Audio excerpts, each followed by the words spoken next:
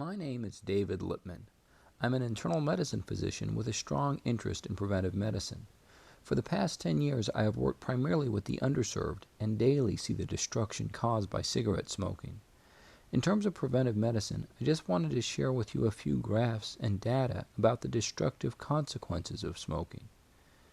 This is not to scare smokers, but rather to be used as encouragement for reasons to become free from cigarettes. Let's start with lung cancer.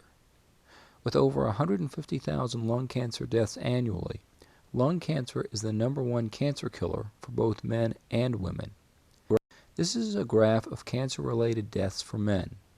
Look at how lung cancer dwarfs all other cancer deaths. As 80 to 90% of all lung cancer deaths are associated with smoking, if we want to decrease lung cancer rates, the most effective way is to decrease the smoking rate. In fact, if we look closely at this graph, we can actually see the impact smoking cessation has had on decreasing lung cancer mortality for men.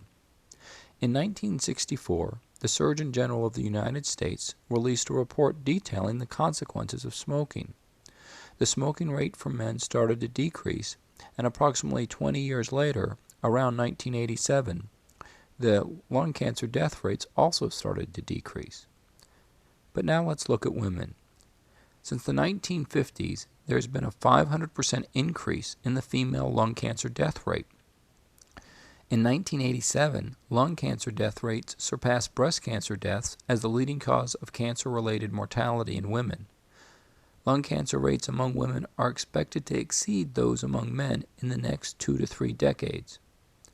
Further, although we talk a great deal about the lung-related diseases related to smoking, smoking also accounts for a great deal of heart-related deaths. 1 out of 5 of all cardiac deaths are attributed to smoking, according to the Centers for Disease Control. I have given this information in the hopes that it can help individuals who want to stop smoking to stop, and to keep young adults from the addiction and the habit. I believe that the more individuals understand a cigarette, the easier it may be to free oneself from the addiction. But I guess I should begin from the beginning. My company, Grace from Fire, is named after my mother. Here is a picture of her. This is what she painted in her boss's office after she resigned from one of her jobs. She is standing there, admiring her work of vandalism, paraphrasing Jefferson as she holds a cigarette in her hand. She knew her boss would be confronted with these words the moment he walked into work. I believe this picture represents a sense of individual rebellion and freedom. It is one's personal statement, an act of personal meaning and expression of individual freedom to the world. It is a feeling all Americans can relate to, going back to our greatest founding fathers. But she died from lung cancer. The cigarette which she holds in her hand may have given her a moment of reflection, a moment of peace or of power. But in the end, I feel it took her life. My question is, how can we as individuals maintain that sense of individual identity and expression without purchasing an image of it sold so successfully from cigarette companies, an image which if we do purchase, we may pay for with our lives? In short, what exactly is a cigarette, and why is it so powerful? I believe the best definition for a cigarette comes from W.L. Dunn, an individual who worked for Philip Morris. He wrote, quote, "The cigarette should be conceived not as a product, but as a package. The product is nicotine. Think of the cigarette pack as a storage container for a day's supply of nicotine. Think of a puff of smoke as the vehicle for nicotine. Smoke is beyond question the most optimized vehicle of nicotine, and the cigarette the most optimal dispenser of smoke."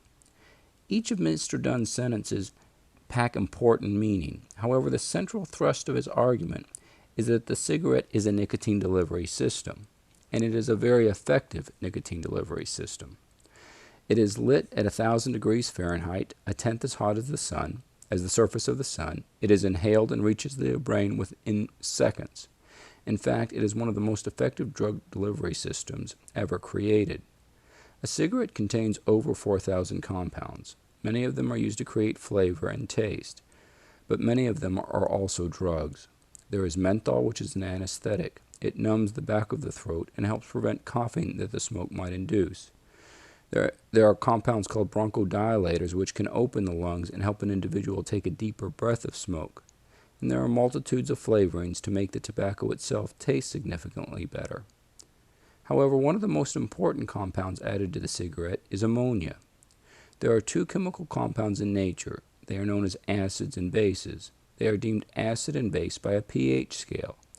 Acids have a low pH and bases have a high pH. 7 is in the middle and is called neutral. The mouth is acidic with a pH around 6.